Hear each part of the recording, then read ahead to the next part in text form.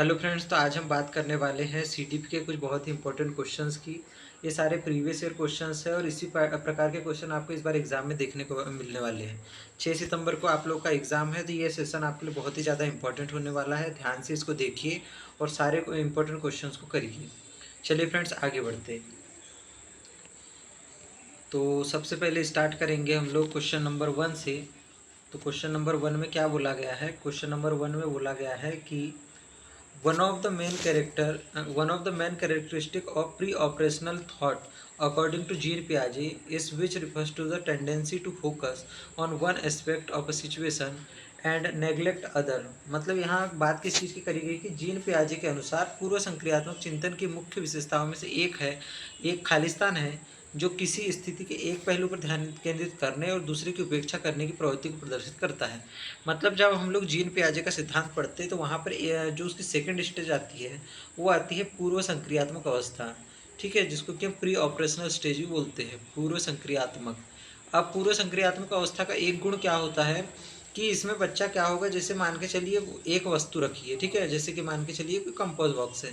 तो अब बच्चा क्या करेगा, इसके सिर्फ एक फीचर पर ध्यान देगा। मान के चलिए अगर उसका कलर देख रहा है तो सिर्फ वो कलर देखेगा, अगर वो उसका साइज़ देख रहा है तो सिर्फ साइज़ देखेगा, अगर वो उसकी हाइट देख रहा है तो उसकी हाइट देखेगा। या फिर अगर आपने बच्चे को मोबाइल दे दिया तो बच्चा क्या करेगा, या तो सेल्फी खींचता रहेगा या तो गेम ही गेम खेलता रहेगा। सभी पहलुओं पर ध्यान देने के बजाय किसी एक पहलू पर बच्चा क्या करने लग जाता है, ध्यान देने लग जाता है। तो इस गुण को क्या कहा जाता है, ये हमसे पूछा गया है। जब बच्चा एक ही पहलू पर ध्यान केंद्रित करे और दूसरे पहलुओं की उपेक्षा कर दे, दूसरे पहलुओं को क्या कर दे, नज़रअंदाज कर दे।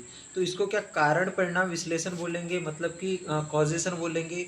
नहीं, कारण परिणाम विश्लेषण क्या होता है, जैसे बच्चे को ये पता चल जाए कि कोई अगर घटना हो रही है तो उसका कारण क्या है, इसको कारण परिणाम बोला जाता है। मान के चलिए कि मान के चलिए अगर धूप आ गई है तो क्या होगा, कपड़े सूख जाएंगे। तो कपड़ों का सूखना किससे संबंधित है, धूप से संबंधित है।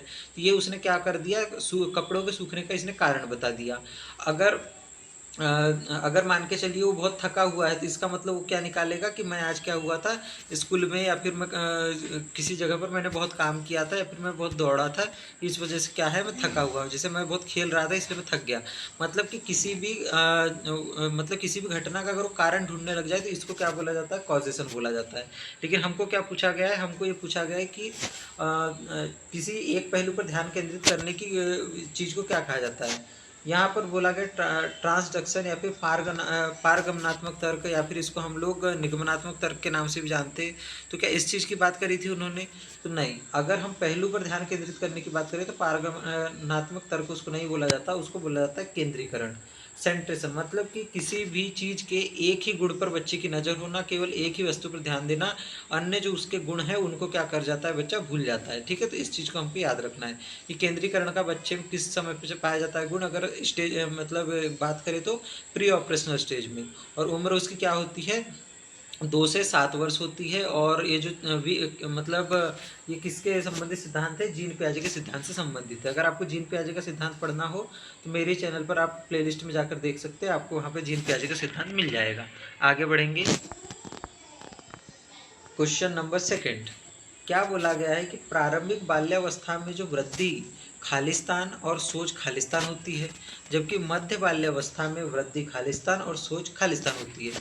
मतलब हमको ये बताना है कि प्रारंभिक बाल्यावस्था में वृद्धि की क्या विशेषता है और सोच की क्या विशेषता है, और मध्य बाल्यावस्था में वृद्धि की क्या विशेषता है और सोच की क्या विशेषता है। ठीक है, तो अब चलिए एक एक करके चारों ऑप्शन को पढ़ेंगे। प्रारंभिक बाल्यावस्था में वृद्धि धीमी, अगर फर्स्ट ऑप्शन के हिसाब से अगर हम देखेंगे तो, और सोच कुछ हद तक आत्म केंद्रित होती है, जबकि मध्य बाल्यावस्था में वृद्धि स्थिर और सोच तार्किक होती है। देखिए, प्रारंभिक बाल्यावस्था अगर आप लोग ने पढ़ा होगा तो जो वृद्धि होती है वो धीमी नहीं होती, वृद्धि अत्यंत तीव्र होती है। क्या होती है, अत्यंत तीव्र।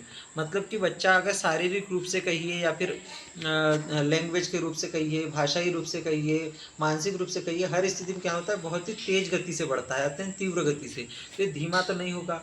और जो वृद्धि मतलब जो सोच होती है, हाँ वो कह सकते हैं कि कुछ हद तक आत्म केंद्रित हो सकती है, जब अगर हम प्रारंभिक बाल्यावस्था की बात करें 3 से 5 वर्ष में, अगर ऐसा हो सकता है।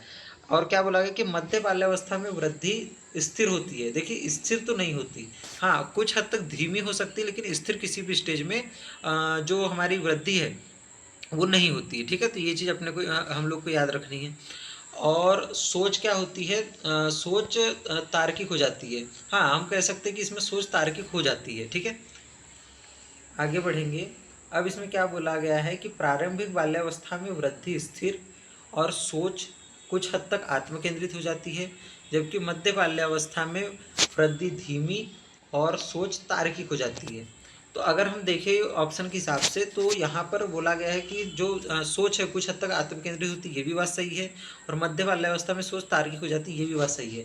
और अगर हम बात करें प्रारंभिक बाल्यावस्था में, तो अगर शैशवावस्था की अगर हम तुलना करें शैशवावस्था की, तो इसमें कुछ हद तक वृद्धि स्थिर हो जाती है। मतलब कि शैशवावस्था में तो बालक बहुत तेजी से वृद्धि करेगा, और बाल्यावस्था में आकर कुछ हद तक वो स्थिर हो जाती है, ठीक है। करना बिल्कुल बंद नहीं होता, लेकिन कुछ हद तक स्थिर हो जाती है। और सोच आत्मकेंद्रित हो जाती है, बिल्कुल सही बात है।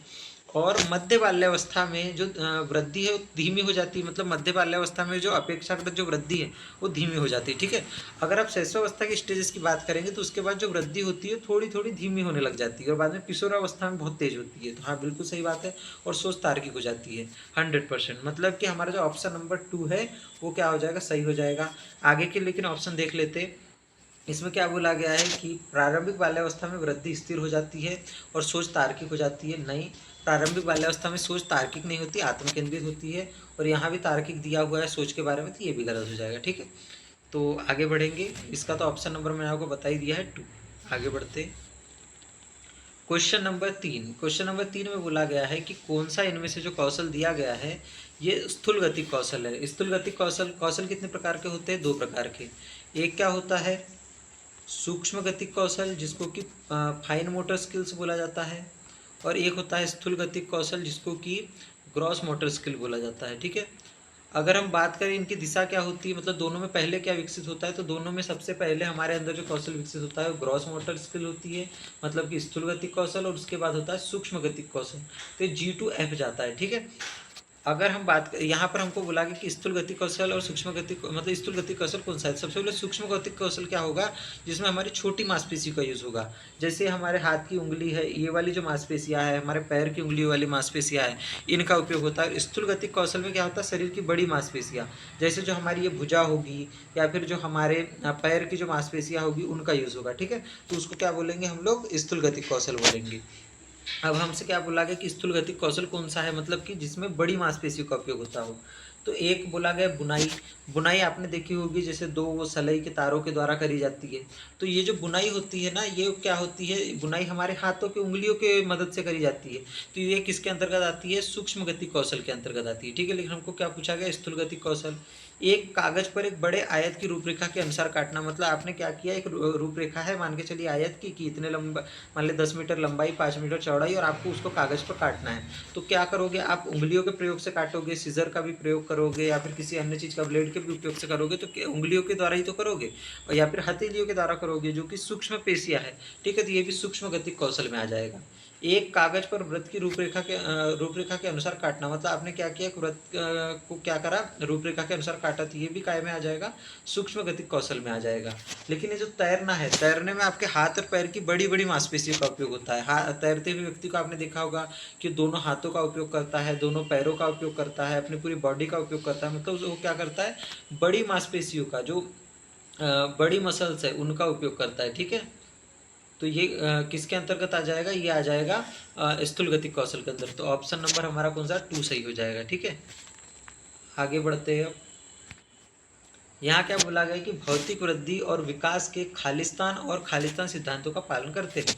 मतलब जो हमारी वृद्धि और विकास है, वो विकास के किन किन सिद्धांतों का पालन करते हैं, हमको बताना है, ठीक है। पहला दिया है एकीकरण का सिद्धांत, मतलब सरल से जटिल की ओर। और विभेदीकरण का सिद्धांत, मतलब कि जटिल से सरल की ओर, ठीक है। तो ये विकास के इन्होंने सिद्धांत दिए कि एकीकरण में क्या होगा कि सरल सबसे पहले चीज़ें होगी, और फिर वो जटिल की ओर बढ़ेगी।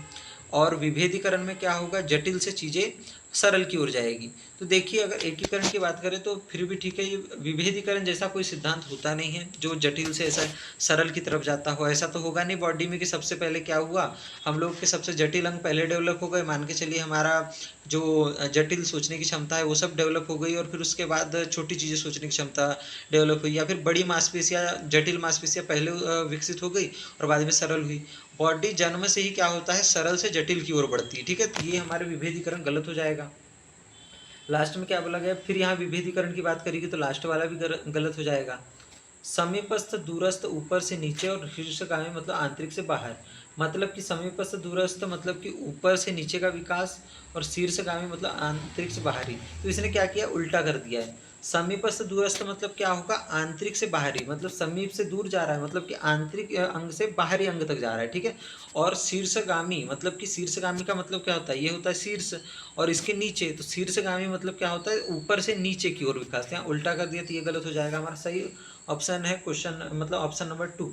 शीर्षगामी होती है एक दिशा या फिर एक सिद्धांत जो कि ऊपर से नीचे जाता है, जिसको कि सिर से पैर तक भी बोला जाता है, सिर से पैर तक का विकास। ठीक है, और एक होता है समीपस्थ दूरस्थ जिसको कि आंतरिक से बाहरी या फिर केंद्र से परिधि भी बोला जाता है। किससे, केंद्र से परिधि की ओर का विकास, क्योंकि हमारे शरीर के केंद्र से बढ़कर ये हमारे शरीर के परिधि मतलब हमारी उंगलियों तक जाता है, हमारे कंधों के भाग मतलब हमारे रीढ़ की हड्डी वाले भाग से कंधों की ओर, और उसके बाद हमारी उंगलियों तक पहुंचता है। ठीक है, आगे बढ़ के उसके बाद भुजाएं, उसके बाद हाथ, उसके बाद हथेलियाँ, उसके बाद उंगलियाँ। ठीक है, तो केंद्र से परिधि की ओर या फिर पास से दूर की ओर, अंदर से बाहर की ओर बोला जाता है, और इसको सिर से पैर की ओर या फिर शीर्षगामी बोला जाता है। तो ऑप्शन नंबर हमारा 2 करेक्ट हो जाएगा। आगे बढ़ेंगे। यहाँ पर क्या बोला गया है कि हावर्ड गार्डनर के अनुसार एक दार्शनिक के पास खालिस्तान प्रकार की बुद्धि और मूर्तिकार के पास खालिस्तान प्रकार की बुद्धि होती है। मतलब एक जो फिलोसोफर होता है उसके पास किस प्रकार की बुद्धि होगी, और एक जो हमारे पास मूर्तिकार होगा जो मूर्तियाँ बनाता है उसके पास किस प्रकार की बुद्धि होगी।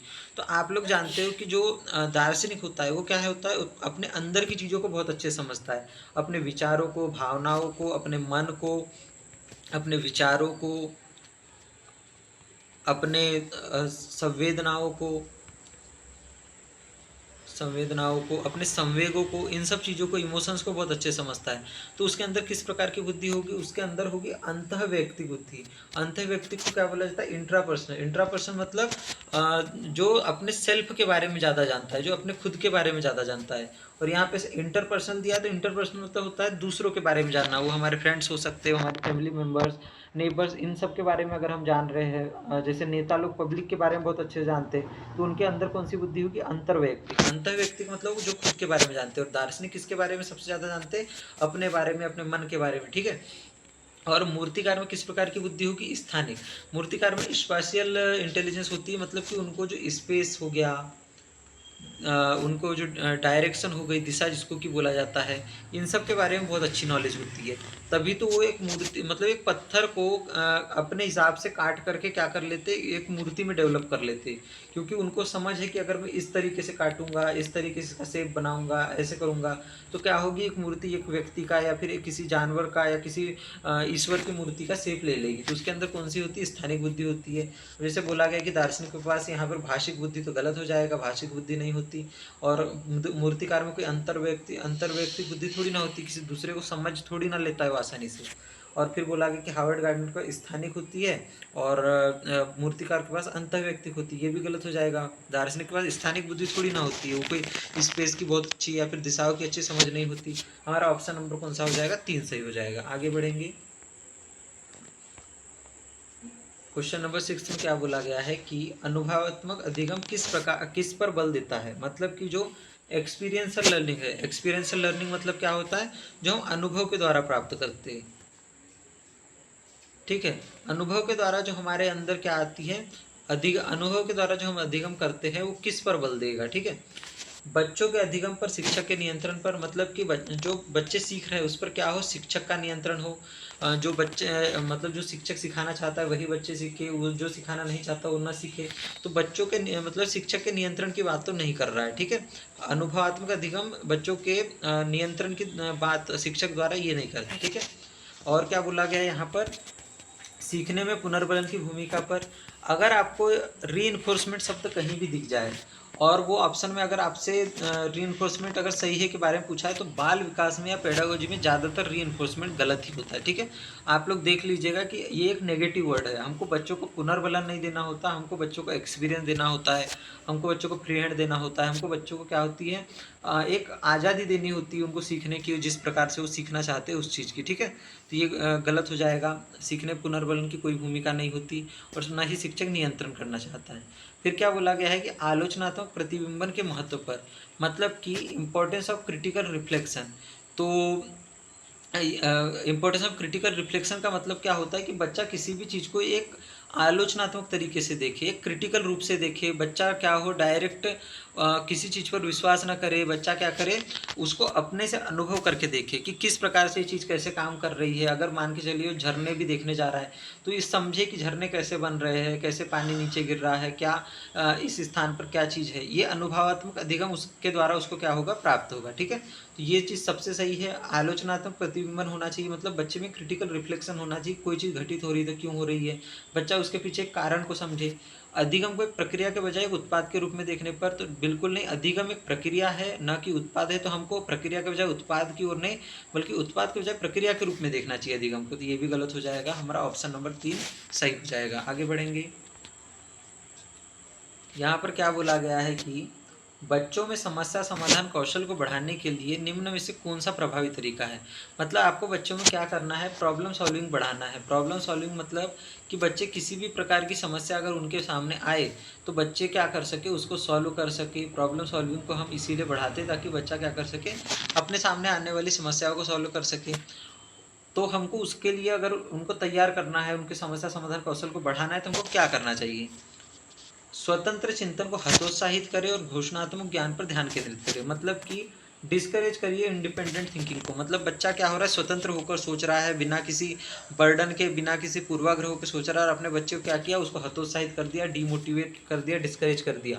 और बच्चे को कहा कि बेटा आपको क्या करना है, अब आपको स्वतंत्र चिंतन नहीं करना है, जबकि घोषणात्मक ज्ञान पर ध्यान देना है। मतलब कि डिक्लेरेटिव नॉलेज, जो पहले से नॉलेज दिया गया है उसी पर ध्यान केंद्रित करना है। तो ये तो गलत बात हो जाएगी, इससे बच्चे की प्रॉब्लम सॉल्विंग स्किल सुधरेगी थोड़ी ना, बिगड़ जाएगी। ठीक है, कठिन समस्याओं से बचने के लिए उन्हें प्रोत्साहित करना। मतलब बच्चे को सीधा बोल दो, एक काम करो बेटा, आपको कठिन समस्याओं से बचना है, सॉल्यूशन का छोड़ दो, उन समस्याओं से सीधे बच के रहो। तो ये भी गलत हो जाएगा। अगर समस्याओं से बचने की बच्चा सोचेगा तो कभी उनको सॉल्व नहीं कर पाएगा। हो सकता है उसके लाइफ में अभी आपने उसको कठिन समस्याओं से बचने के लिए कह दिया और उसकी एक्चुअल लाइफ में कभी कठिन समस्या आ गई, फिर वो सॉल्व नहीं कर पा रहा है।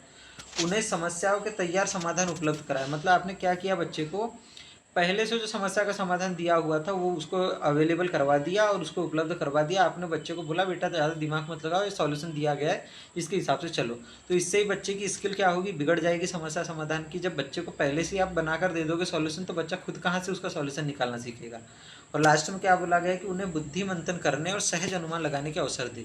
मतलब बच्चे को क्या करिए, बच्चे को कहिए कि आप ब्रेनस्टॉर्म करो, सोचो इस समस्या का क्या हल हो सकता है, क्या नए नए पहलू हो सकते हैं। और अनुमान लगाने के लिए कहो कि बेटा अनुमान लगाओ, आप गैस करो कि क्या क्या इसके सॉल्यूशन हो सकते हैं। तो बच्चा गैस करेगा, कुछ नए वो सॉल्यूशन निकाल कर लाएगा, कुछ नए बुद्धि मंथन करके चीज़ें नई नई समझेगा, नए पहलुओं पर ध्यान देगा। तो ये बिल्कुल सही बात है। अगर हमको समस्या समाधान स्किल को अच्छा करना है तो बच्चों को क्या करना होगा, बुद्धि मंथन करने में मदद करना होगा, सहज अनुमान लगाने के अवसर देने होंगे। ठीक है, आगे बढ़ेंगे।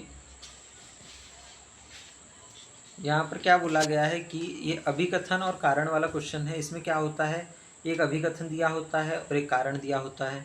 सबसे पहले हमको ये देखना होता है कि अभिकथन सही बोल रहा है या नहीं, फिर देखना होता है कारण सही बोल रहा है या नहीं, और फिर ये देखना होता है कि कारण में जो कहा गया है वो अभिकथन के हिसाब से सही है या नहीं, उसकी सही व्याख्या कर रहा है या नहीं। ठीक है, अब देखते हैं। सबसे पहले क्या करेंगे, अभिकथन देखेंगे। शिक्षकों को सार्थक वातावरण बनाना चाहिए जिससे सभी बच्चों की सक्रिय भागीदारी और संलग्नता हो। मतलब कि टीचर को एक मीनिंगफुल इन्वायरमेंट बनाना चाहिए, एक अच्छा वातावरण बनाना चाहिए जिससे सभी बच्चों की सक्रिय भागीदारी हो। मतलब हर बच्चा क्या हो, एक्टिवली पार्टिसिपेट करे। तो बिल्कुल सही बात है कि अगर हर बच्चा मतलब पार्टिसिपेट करेगा, एक्टिवली पार्टिसिपेट करेगा तो ऐसा वातावरण तो बनाना चाहिए। बिल्कुल सही बात है, मतलब अभिकथन हमारा सही हो जाता है। कारण में क्या कहा गया है कि सभी बच्चे आंतरिक रूप से सीखने के लिए प्रेरित होते हैं और सीखने में सक्षम होते हैं। यहाँ पर क्या बोला गया है, पहले मतलब अभिकथन में बोला गया कि एक सार्थक वातावरण बनाइए ताकि सभी बच्चों की भागीदारी हो। अब सेकंड में क्या बोल रहा है कारण में कि सभी बच्चे आंतरिक रूप से सीखने के लिए प्रेरित होते हैं और सीखने में सक्षम होते हैं। मतलब हर बच्चा जो होता है, एवरी चाइल्ड इज़ क्या मतलब every child is ready to learn, ठीक है, ready to learn new things. मतलब कि जो बच्चे होंगे वो अंदर से कुछ ना कुछ नया सीखने के लिए हमेशा तत्पर होते हैं, वो सक्षम भी होते हैं नई चीज़ सीखने के लिए।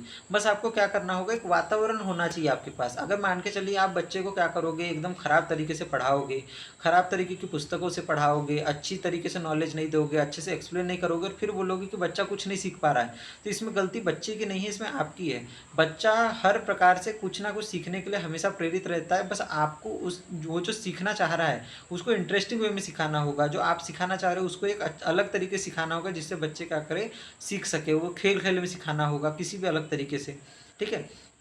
तो बिल्कुल सही बात है कि बच्चे सीखने में सक्षम होते हैं, ये भी बात सही है। और ये इसी की व्याख्या कर रहा है कि हर बच्चा सीखने में सक्षम है, बस हमको उनको क्या है, एक सार्थक वातावरण देना चाहिए, ठीक है। तो ऑप्शन ए भी करेक्ट हो जाएगा और मतलब अभिकथन भी सही है, रीज़न भी सही है, दोनों सही है और आर ए की सही व्याख्या भी कर रहा है। मतलब ऑप्शन नंबर हमारा 2 सही हो जाएगा, ठीक है। तो ऑप्शन नंबर 2 के साथ हम लोग आगे बढ़ेंगे। चलिए आगे बढ़ते हैं, क्वेश्चन नंबर 9 पर पहुँच जाते हैं हम लोग अब। निम्न में से कौन सी प्रक्रिया अधिगम के दौरान योगदान नहीं देती है। मतलब कि निम्न में से कौन सी प्रक्रिया ऐसी है जो अधिगम के दौरान काम नहीं आती है, ठीक है। तो कैटेगरी ऑर्गेनाइजेशन, मतलब कि संगठन। मतलब आपने क्या कर दिया, मान के चलिए अधिगम प्रक्रिया में आपको कोई भी टॉपिक पढ़ना था, जैसे कि ग्रामर पढ़नी थी, तो आपने क्या किया, ग्रामर को सबसे पहले बोला कि एक पार्ट इसका नाउन हो गया, एक पार्ट इसका क्या हो गया, प्रोनाउन हो गया, एक पार्ट इसका क्या हो गया, आपने बोला वर्ब हो गया, एक पार्ट इसका क्या बोल दिया, एडवर्ब हो गया। मतलब ऐसे हर प्रकार की उसने आपने क्या किया, इनको संगठित कर दिया, कैटेगराइज कर दिया, ठीक है। आपने उनको एक संगठन के रूप में डाला कि अगर हमको नाउन पढ़ना है तो 8 पार्ट ऑफ स्पीच ये सब चीज़ें पढ़नी होगी ना। अगर हमको मतलब अगर हमको ग्रामर पढ़नी तो नाउन प्रोनाउन इसी 8 हो जी, 8 पार्ट ऑफ स्पीच, और फिर उसके बाद टेंस सेंटेंस ये सब पढ़ना होगा। तो आपने क्या कर दिया, एक संगठन बना दिया। फिर बोला गया कैटेगराइजेशन, तो आपने क्या कर दिया, फिर भिन्न भिन्न कैटेगरी में डिवाइड किया कि नाउन की एक कैटेगरी, प्रोनाउन की एक कैटेगरी, वर्ब भी एक कैटेगरी, एडवर्ब एक कैटेगरी। फिर नाउन के अंदर भी कौन कौन से नाउन होते हैं, मटेरियल नाउन अलग हो गया, अगर वो जो होता है प्रॉपर नाउन, कॉमन नाउन, ठीक है। अगर जेंडर पढ़ा रहे हो तो फेमिनाइन, मेस्कुलिन, ये सब जेंडर, मतलब आपने क्या किया, कैटेगराइज कर दिया। तो बिल्कुल सही बात है, संगठन भी हेल्प करेगा, मतलब आपने एक संगठन के रूप में अगर चीज़ें समझाइए, और वर्गीकरण भी अधिगम प्रक्रिया में हेल्प करेगा। फिर बोला गया है कि कंसेप्टुलाइजेशन, मतलब कि संकल्पनात्मीकरण, आपने संकल्पना बना दी, ठीक है। आपने बच्चे को क्या कहा कि इस पर्टिकुलर चीज़ का एक कॉन्सेप्ट दे दिया बच्चे को। बच्चे के दिमाग में बात डालने के लिए आपने क्या किया, उसको एक कॉन्सेप्ट में डाला, आपने उसको कंसेप्टलाइज कर दिया। मतलब कि आपने ऐसे नहीं कि रैंडमली उस चीज़ को समझा दिया, आपने कॉन्सेप्ट के रूप में समझाया। अगर आपने नाउन भी समझाया तो उसको कॉन्सेप्ट के रूप में समझाया कि कैसे किसी भी चीज़ का नाम या किसी भी चीज़ का जो जिस नाम से हम उसको पुकारते हैं उसको हम संज्ञा बोलेंगे। इस प्रकार से आपने चीज़ों को कंसेप्ट में समझाया, ठीक है। या फिर मैथ्स का भी कोई कॉन्सेप्ट समझाया तो उसको क्या किया, कंसेप्टलाइजेशन करवा दिया, ठीक है। तो बिल्कुल सही बात है, ये भी हमको अधिगम में हेल्प करेगा। फिर बोला गया कि डीकंटेक्चुअलाइजेशन, मतलब कि गैर प्रासंगिकरण। आपने क्या किया, बच्चों को प्रसंग में समझाने के बजाय एक कंटेक्स्ट लेकर समझाने के बजाय बिना किसी कंटेक्स्ट के समझाना चालू किया। मान के चलिए अगर आपने झांसी की रानी की लड़ाई के बारे में समझाया 1857 की, तो न बताया कि झांसी की रानी कौन है, कहाँ की थी, मतलब किस क्षेत्र की रानी थी, उनका बैकग्राउंड क्या था, ये सब कुछ समझाए बिना सीधे युद्ध की बात चालू कर दिया। बच्चे को कुछ समझ नहीं आ रहा है, तो हमको बच्चे को गैर प्रासंगिकरण करके नहीं समझाना, हम बच्चों को प्रासंगिकरण मतलब कंटेक्स्टलाइज करके समझाना, ठीक है। बच्चे को कंटेक्स्ट समझ आए, बच्चा कंटेक्स्ट अच्छे से जाने की, अच्छा अगर कोई बात करी जा रही है तो इस संदर्भ में करी जा रही है। अगर महात्मा गांधी की बात करी जा रही है तो स्वतंत्रता के संदर्भ में करी जा रही है। अगर सरदार भगत सिंह की बात करी जा रही है तो किन संदर्भ में करी जा रही है, ठीक है। मतलब वो चीज़ों को समझे, ठीक है। तो गैर प्रासंगिकरण से क्या होगा, अधिगम का नुकसान होगा। इसलिए क्या होगा, ये हमारा मतलब इसके हिसाब से अधिगम के दौरान योगदान नहीं देगा। मतलब ऑप्शन हमारा करेक्ट कौन सा हो जाएगा, गैर प्रासंगिकरण, क्योंकि इसी के द्वारा हमको क्या होगा, अधिगम के दौरान योगदान नहीं मिलेगा। बाकी संगठन के द्वारा, वर्गीकरण के द्वारा और संकल्पनात्मीकरण के द्वारा हमको योगदान मिलेगा अपने अधिगम प्रक्रिया में, ठीक है। आगे बढ़ेंगे, क्वेश्चन नंबर 10 पर आ जाते हैं हम लोग। यहाँ पर क्या बोला गया है कि निम्न में से कौन सा एक ऐसे प्रश्न का उदाहरण है, निम्न में से कौन सा एक ऐसे प्रश्न का उदाहरण है जिसे विद्यार्थियों को अपनी सोच समझ पर विचार करने की आवश्यकता होती है।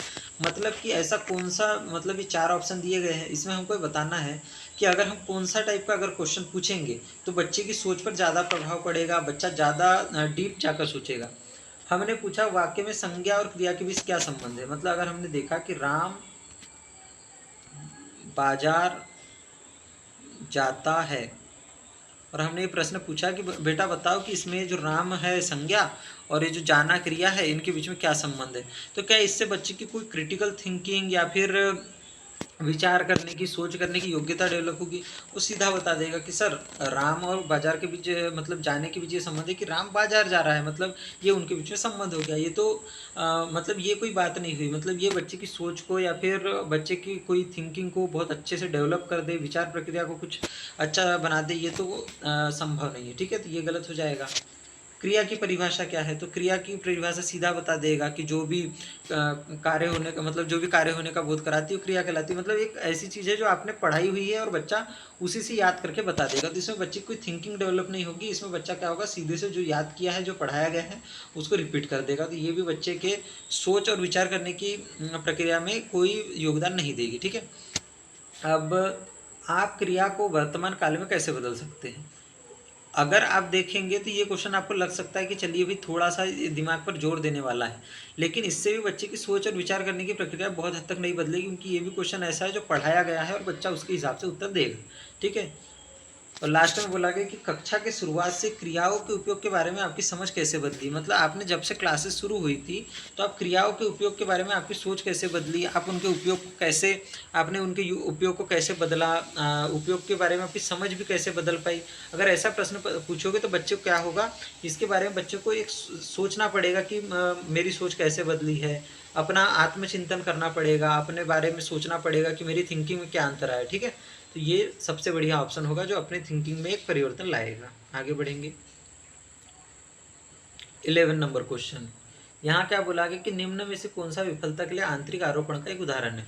आंतरिक आरोपण मतलब कि इंटरनल एट्रीब्यूशन। ये क्या होता है, आंतरिक आरोपण का मतलब होता है कि अगर आपके साथ कोई भी, मान के चलिए आपने कोई एग्जाम दिया, आप फेल हो गए या फिर आप पास हो गए, अच्छे नंबर लाए, तो उसका कारण आप किसको मानते हो, उसका वो किस, मतलब किस व्यक्ति पर उस चीज़ को थोपते हो, ये कहलाता है एट्रीब्यूशन। इंटरनल एट्रीब्यूशन मतलब जब आप अपनी असफलता एवं सफलता की जिम्मेदारी खुद लेते हो और आप बोलते हो कि अगर मैं सफल हुआ हूँ तो मैंने कुछ चीज़ें ठीक करी थी इसलिए सफल हुआ, असफल हुआ तो मैंने ठीक से पढ़ाई नहीं करी, ठीक से कोई चीज़ नहीं करी इसलिए असफल हुआ। ठीक है, इन सब चीज़ों के बारे में। और बाह्य आरोपण क्या होता है, बाह्य आरोपण वो होता है जिसमें कोई व्यक्ति बोलता है कि अगर मैं फेल हो गया एग्ज़ाम में तो इस वजह से हुआ कि मुझे सर ने ठीक से नहीं पढ़ाया, मेरे मम्मी पापा मुझे सपोर्ट नहीं करते, इस टाइप की चीज़ें। और अगर कोई पास हो जाता है तो बोले नहीं, मैं पास इसीलिए हो गया क्योंकि मुझे ये सर अच्छा पढ़ाते थे, या इन चीज़ों की वजह से। मतलब ये आंतरिक आरोपण, बाह्य आरोपण का मतलब कि हम कारण किस पर थोप रहे हैं। अगर हम पूरी चीज़ों की जिम्मेदारी खुद ले रहे तो आंतरिक आरोपण है, और पूरी चीज़ों की जिम्मेदारी बाहर डाल रहे तो क्या है, बाह्य आरोपण है। तो आंतरिक आरोपण का हमको उदाहरण बताना है विफलता के लिए। मतलब कोई बच्चा विफल हो गया तो आंतरिक आरोपण का क्या उदाहरण है। मुझे निम्न ग्रेड प्राप्त हुआ क्योंकि शिक्षक कठोर तरीके से आते। मतलब बच्चे ने बोला कि मैं फेल इसलिए हो गया क्योंकि शिक्षक जो क्या करते, एक टफ ग्रेडर है, मतलब कि बहुत टफ एग्जाम था, सर ने बहुत कठिनाई से पेपर चेक किया, छोटी छोटी गलतियों पर नंबर काट दिए। तो ये तो क्या हो गया, ये बात तो उसने शिक्षक पे थोप दी। ये तो हमारा उत्तर नहीं होगा, हमसे तो आंतरिक आरोपण पूछा है। मैं परीक्षा में फेल हो गया क्योंकि मैंने पर्याप्त पढ़ाई नहीं करी। बिल्कुल सही बात। इसमें क्या होगा, बच्चा इसमें पढ़ाई नहीं करना वो खुद का कारण बता रहा है कि मैं फेल इसलिए हुआ क्योंकि मैंने पढ़ाई नहीं करी थी। ठीक है, तो ये आंतरिक आरोपण का उदाहरण है, क्योंकि उसमें बच्चे ने क्या किया, खुद को कारण माना और उस चीज़ की जिम्मेदारी भी खुद ली। फिर क्या बोला गया है कि शिक्षक के पक्षपाती होने के कारण मुझे अंक नहीं मिले। मतलब एक बच्चा क्या बोल रहा है कि शिक्षक क्या थे, बहुत ही ज़्यादा पक्षपाती थे, शिक्षक ने पार्शलिटी करी, शिक्षक बायस्ड थे करके मुझे अंक नहीं मिल पाए। तो ये भी शिक्षक पर थोपना, ये भी एक गलत आदत है। ठीक है, मैं परीक्षा में फेल हो गया क्योंकि मेरे दोस्त मेरा ध्यान भटका रहे थे। अब इसने तो मतलब ये बच्चा तो और एक कदम आगे बढ़ गया। ये बोल रहा है कि मेरे जो साथी दोस्त थे वो मेरा ध्यान भटकाते थे पढ़ाई से, इसलिए क्या हो गया, मैं फेल हो गया। तो ये भी गलत है। अगर हम आंतरिक आरोपण के हिसाब से देखें, आंतरिक आरोपण जिसमें खुद की जिम्मेदारी खुद लेता है व्यक्ति। मैं परीक्षा में फेल हुआ क्योंकि मैंने पर्याप्त पढ़ाई नहीं की थी। ठीक है, ऑप्शन नंबर हमारा 2 करेक्ट हो जाएगा। आगे बढ़ेंगे। अब यहाँ पर क्वेश्चन नंबर 12 पर आ जाते हैं हम लोग। यहाँ पर क्या बोला गया है, अभिकथन और कारण का क्वेश्चन दिया गया है। ठीक है, तो क्या बोला गया देखते हैं। सबसे पहले अभिकथन देखेंगे सही है या नहीं। एक सेकेंड। बहुत कम उम्र में दुनिया भर की अधिकांश संस्कृतियों में लड़कियां गुड़िया को खिलौने के रूप में चुनती है, जबकि लड़के कारों के साथ खेलना पसंद करते हैं। मतलब कि जो बहुत छोटे जब बच्चे होते हैं तो तभी से ही बच्चे क्या करते हैं, दुनिया भर की ज़्यादातर संस्कृतियों में ऐसा देखा गया है कि लड़कियां गुड़िया से ज़्यादा खेलेगी और लड़के कारों के साथ ज़्यादा खेलते हैं। ठीक है, तो ये बात बिल्कुल सही है। अगर हम जनरली भी देखें तो अगर आप लोगों के यहाँ छोटे भाई बहन हो गए या फिर आप भी जब छोटे रहे होगे तो लड़कों में ज़्यादातर ये हैबिट रहती है कि कार से खेलना या फिर जो जैसे रोबोट टाइप दिखने वाले गैजेट से खेलना, उन सब चीज़ों से खेलना ज़्यादा पसंद करते हैं, जबकि लड़कियां गुड़िया से खेलना ज़्यादा पसंद करती है। ज़्यादातर इसमें देखा गया है। ठीक है, कहीं कहीं एक्सेप्शन हो सकते हैं पर जनरली यही देखा जाता है। बिल्कुल सही बात है, अभी कथन सही लग रहा है। कारण दिया गया है कि बच्चे किसी विशेष संस्कृति की अपेक्षाओं के आधार पर एक लड़के या लड़की के लिए उपयुक्त माना जाता है। मतलब क्या उपयुक्त उनके लिए माना जाता है इसके बारे में जानकारी व्यवस्थित करते हैं और उसके अनुसार व्यवहार करते हैं। मतलब बच्चे क्या करेंगे कि मान के चलिए आपके कल्चर में क्या था, आपके कल्चर में माना जाता था कि ये जो गुड़िया है ये लड़कियां मतलब लड़कियां ज़्यादा गुड़िया खेलती है। ठीक है, लड़कियों को गुड़िया से खेलना चाहिए। अब एक समाज में ये माना जाता है कि लड़कियां नहीं गुड़िया से भी खेलना अच्छा समझते और कार से भी खेलना, तो वहाँ की लड़कियां क्या होगी, कार से भी खेलेगी गुड़िया से भी खेलेगी। लेकिन जिसमें सिर्फ केवल गुड़िया से खेलना है लड़कियों के लिए तो केवल लड़कियां गुड़िया से ही खेल पाएगी, और जैसे जिन समाजों में लड़कों के लिए केवल कार से खेलना है कार से ही खेल पाएंगे। मतलब बच्चे क्या करेंगे, उनके समाज में संस्कृति में जो चीज़ें चल रही होगी उनकी सबसे पहले जानकारी व्यवस्थित करेंगे कि हाँ हमारे समाज में लड़कियों को कार से नहीं खेलना चाहिए, गुड़िया से खेलना चाहिए। उनको पता चल जाएगा और लड़कों को पता चल जाएगा कि नहीं यार हमको गुड़िया से नहीं खेलना चाहिए, कार से खेलना चाहिए। अगर मैं गुड़िया बोलूँगा तो शायद मेरे दोस्त मुझे लड़की बोलकर चिढ़ाएंगे, या फिर अगर लड़की ने गुड़िया की जगह कार से खेला तो उसके लड़कियाँ उसे चिढ़ाएंगी, दोस्त उसे चिढ़ाएंगी। तो ये सब चीज़ें बच्चों को पता चल जाती है, तो बच्चे उस अनुसार व्यवहार करते हैं। बिल्कुल बात सही है कि बच्चे कल्चर में जैसी चीज़ें चल रही है उसके हिसाब से व्यवहार करते हैं। और ये इसका सही कारण भी बता रहा है कि क्यों ज़्यादातर समाजों में ऐसा देखा जाता है, क्योंकि उन समाजों में बच्चे को लड़कियों को गुड़िया से जोड़ दिए, लड़कों को कारों से जोड़ दिए, तो अब उसी प्रकार से चीज़ें चल रही है, इसलिए ज़्यादातर समाजों में ऐसा ही पैटर्न हमको देखने को मिल रहा है। ठीक है, अब ऐसा तो है नहीं कि बच्चा जब पैदा हुआ तो पैदा से ही लड़की को गुड़िया ही पसंद रही होगी माँ के पेट से, या फिर लड़के को कार पसंद रही होगी। उन्होंने समाज में देखा जिस प्रकार का ट्रेंड चल रहा था संस्कृति समाज में, उस हिसाब से वो आगे बढ़े। ठीक है, आगे बढ़ते हैं। यहाँ पर क्या बोला गया है कि लेव वाइगोत्स्की के अनुसार खालिस्तान बच्चों की संकल्पनात्मक योग्यताओं के विकास में महत्वपूर्ण भूमिका निभाता है। मतलब लेव वाइगोत्स्की जो थे वो क्या थे, एक सामाजिक संरचनावादी थे। वो क्या मानते थे कि सामाजिक अंतःक्रिया के फलस्वरूप बच्चा क्या होता है, सक्रिय रूप से ज्ञान का निर्माण करता है। मतलब कि सामाजिक अगर अंतःक्रिया हम लोग करेंगे तो हमारे ज्ञान का निर्माण होगा। तो अब देखते हैं कि कहाँ सामाजिक अंतःक्रिया की भूमिका मानी गई है। तो यहाँ पर पहले बोला गया कि टेंजिबल रिवॉर्ड्स, मतलब लेव वाइगोत्स्की के अनुसार अगर हम मूर्त पुरस्कार देंगे, मूर्त पुरस्कार मतलब वो क्या हो सकती है, एक ट्रॉफी हो सकती है, या फिर बच्चे को हमने क्या किया, एक चॉकलेट दे दी, या फिर बच्चे को कार गिफ्ट में दे दी। तो इन सब चीज़ों से क्या होगा, ये जो मूर्त पुरस्कार हमने दिए इससे बच्चा क्या होगा, संकलनात्मक योग्यताओं के विकास में महत्वपूर्ण भूमिका निभाएगा।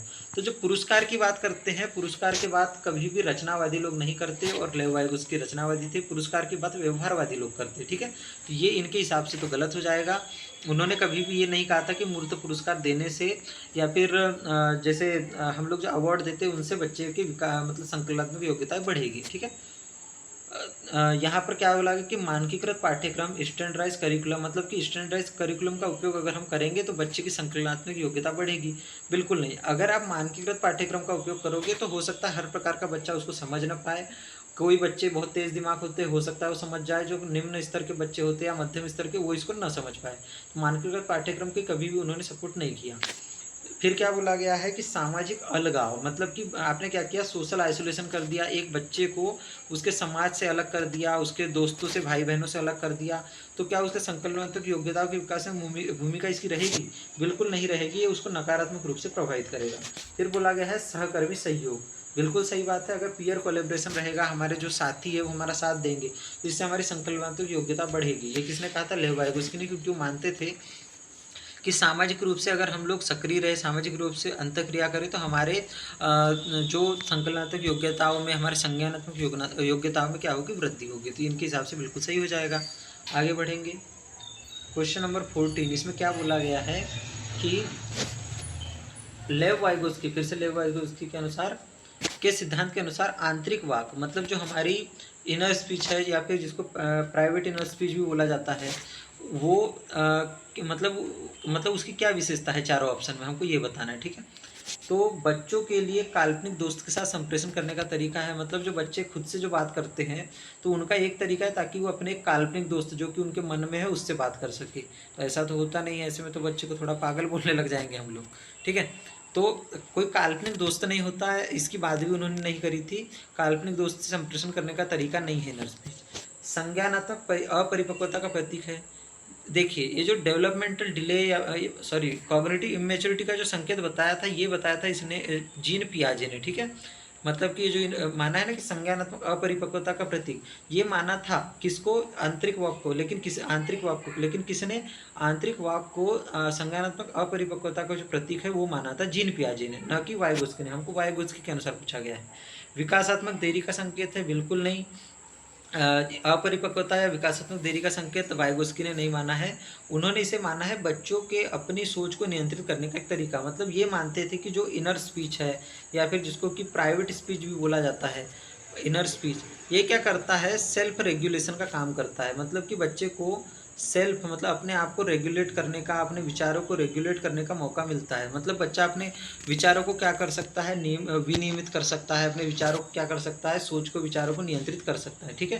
तो ये माना था, तो हमारा ऑप्शन नंबर 4 करेक्ट हो जाएगा कि लेव वाइगोत्स्की के सिद्धांत के अनुसार आंतरिक वॉक जो है वो क्या है, सोच को नियंत्रित करने का एक तरीका है, ठीक है। आगे बढ़ेंगे। यहाँ क्या बोला गया है कि 4 वर्ष की अपर्णा कहती है कि एक बटन जीवित है क्योंकि उसकी शर्ट को एक साथ बांधने में मदद करती है। जीन पियाजे के अनुसार उसकी सोच की क्या विशेषता है। एक लड़की है जिसका नाम है अपर्णा, उसके मान के चलिए एक बटन है, ये शर्ट में मान लीजिए जैसे बटन रहती है। अब वो क्या बोल रही है कि जो बटन है ना वो जीवित है, ठीक है। अब आप लोग तो जानते हो कि बटन तो क्या होती है, बटन निर्जीव होती है, ठीक है। लेकिन बच्ची क्या बोल रही है कि बटन क्या है, जीवित है। अब क्यों जीवित है उसका कॉन्सेप्ट तो सुनिए कि क्योंकि वो शर्ट को एक साथ बांधने का कार्य करती है। मतलब शर्ट के जो दो हिस्से होते हैं उनको आपस में जोड़ने का काम करती है, दो जो शर्ट होता है उनको बांधने का काम करती है दोनों साइड को, ठीक है। तो ये उसकी सोच है। तो इसकी सोच क्या दर्शा रही है, क्या इसकी सोच ट्रांसडक्टिव थिंकिंग या फिर पारगमनात्मक तर्क दिखा रही है। मतलब बच्ची क्या बहुत उच्च स्तर का सोचने लगी है, बच्ची बहुत ज़्यादा उच्च स्तर का, बहुत बच्ची ओपनली सोचने लगी, तो बिल्कुल नहीं, ठीक है। क्या बच्चे में परिकल्पनात्मक निगमनात्मक चिंतन आ गया, मतलब बच्चे में हाइपोथेटिकल डिडक्टिव रीजनिंग आ गई है। मतलब बच्ची क्या करने लग गई है, अपनी सोच से परे होकर या फिर मूर्त वस्तु से परे होकर सोचने लग गई, तो बिल्कुल ऐसा भी नहीं है। क्या बच्ची में केंद्रीकरण आ गया है, क्या बच्ची केवल एक ही पहलू को देख रही है, नहीं। बच्ची में जीववादी चिंतन है। जीववादी चिंतन क्या होता है, जिसको कि एनिमिस्टिक थिंकिंग बोला जाता है, जिसमें व्यक्ति क्या होता है, सोचता है कि निर्जीव चीज़ें जो है वो क्या है, निर्जीव चीज़ों को जब वो सजीव समझने लगता है तो इसी को क्या कहा जाता है, इसी को कहा जाता है जीववादी चिंतन। और ये किस अवस्था में पाया जाता है, ये किसके सिद्धांत से संबंधित है, तो ये सिद्धांत से संबंधित है जीन पियाजे की, ठीक है। जीन पियाजे के सिद्धांत में जो उन्होंने 4 अवस्था बताई थी उसमें ये दूसरी, जिसको कि पूर्व संक्रियात्मक बोला जाता है, उसकी विशेषता है। इसमें बच्चा ये मानता है कि जो चीज़ें हैं, जो निर्जीव भी चीज़ें हैं उनमें भी जान पाई जाती है। अगर सूरज ज़्यादा धूप दे रहा है तो इसलिए दे रहा है क्योंकि सूरज मुझसे गुस्सा है, या फिर अगर मैं गिर गया तो मैं इसलिए गिरा क्योंकि जो नीचे का फर्श है वो मेरा दुश्मन है। इस प्रकार की चीज़ें बच्चा क्या होता है, सोचने लगता है। तो हमारा आंसर क्या हो जाएगा, जीववादी चिंतन। हमारा क्वेश्चन यहीं पर समाप्त होते हैं फ्रेंड्स। अगर आप लोग को सीरीज़ मतलब ये जो हम लोगों ने 15 क्वेश्चन सीरीज़ की, ये आपको पसंद आई तो लाइक कीजिए और हमारे चैनल को सब्सक्राइब भी कीजिए। थैंक्स।